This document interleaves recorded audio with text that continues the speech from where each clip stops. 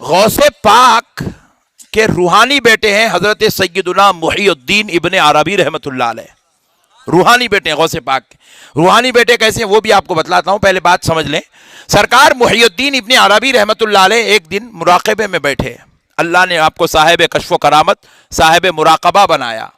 سرکار محی الدین ابن عربی رحمت اللہ علیہ مراقبے میں بیٹھے ہوئے ہیں، بیٹھ کر مراقبہ کر رہے ہیں کہ اولیاء اللہ کا اللہ کے نزدیک کیا مقام ہے. مراقبے میں بیٹھے ایک دن دیکھا کہ حضرت غریب نواز کا کیا مقام ہے.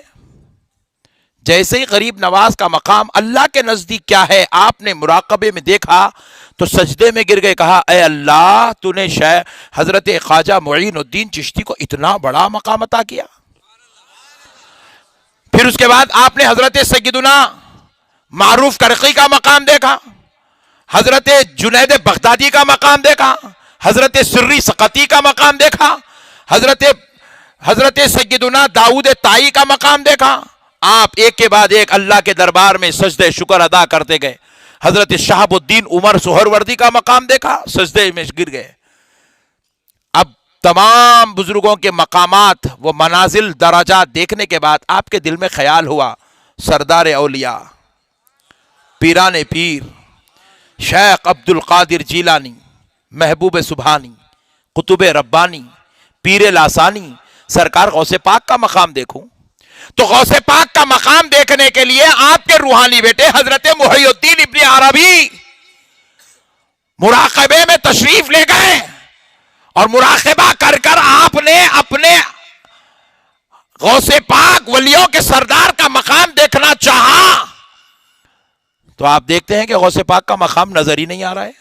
بڑے پریشان ہو گئے، بولے کہ ہو سکتا ہے مجھ سے کچھ خطا ہو رہی ہے. پھر سے آپ نے مراقبہ توڑا، پھر سے مراقبہ کیے، پھر سے مراقبہ جب دیکھنا چاہا تو دیکھتے ہیں کہ ابھی بھی غوث پاک کا مقام نظر نہیں آ رہا ہے. پھر پریشان ہوئے، آپ نے چاہا کہ پھر ایک بار دیکھوں. 3 بار آپ نے کوشش کی، غوث پاک کا مقام نظر نہیں آیا.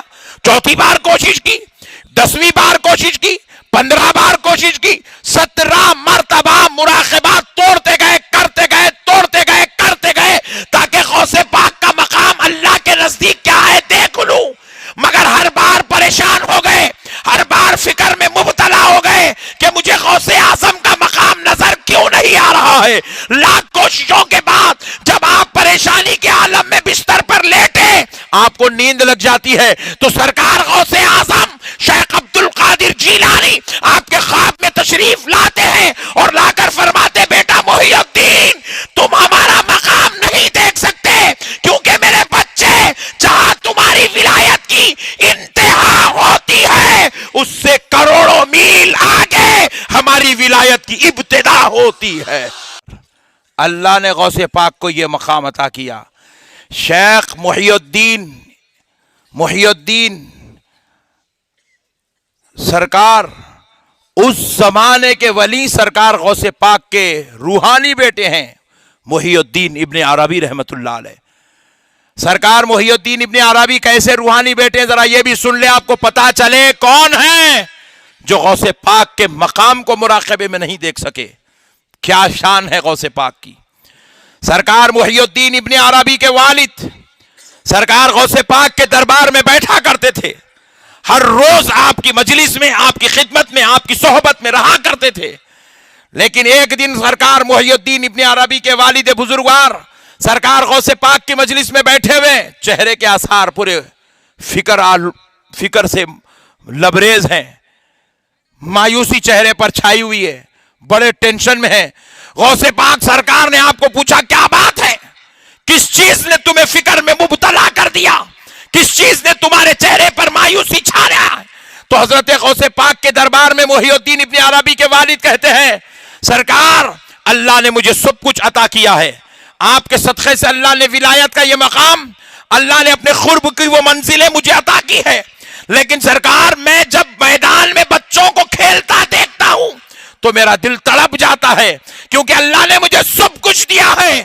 لیکن میں رب کی بارگاہ میں بارہا گزارش کرتا ہوں کہ اے اللہ مجھے ایک بیٹا عطا کر دے، مجھے ایک بیٹا عطا کر دے. سرکار مجھے اب تک کوئی اولاد نہیں ہوئی، میری شادی ہو کے قریب 20 سال ہو چکے ہیں، اب تک مجھے کوئی اولاد نہیں ہوئی. غوث پاک سرکار کو دیکھا نہ گیا کہ آپ کی مجلس میں بیٹھنے والا اولاد سے محروم ہو اور فکر چہرے پر مبتلا ہو، فکر چہرے پر چھائی ہوئی ہو اور اس کو جو ہے مایوسی نے گھیرا ہو، تو غوث پاک سرکار نے کہا اٹھ کر کھڑے ہو جائیے۔ سرکار محی الدین ابن عربی کے والد اٹھ کر کھڑے ہو گئے، غوث پاک سرکار بھی کھڑے ہو گئے۔ غوث پاک نے ان سے کہا کہ میری پیٹھ سے اپنی پیٹھ لگا دو، میری پشت سے اپنی پشت لگاؤ۔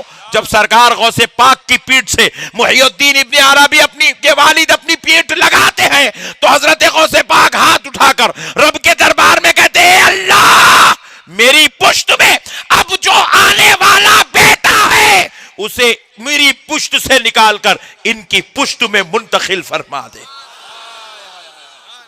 بس گزارش کرنا ہی تھا، اللہ نے محی الدین ابن عربی کو ان کی پشت میں منتقل فرما دیا۔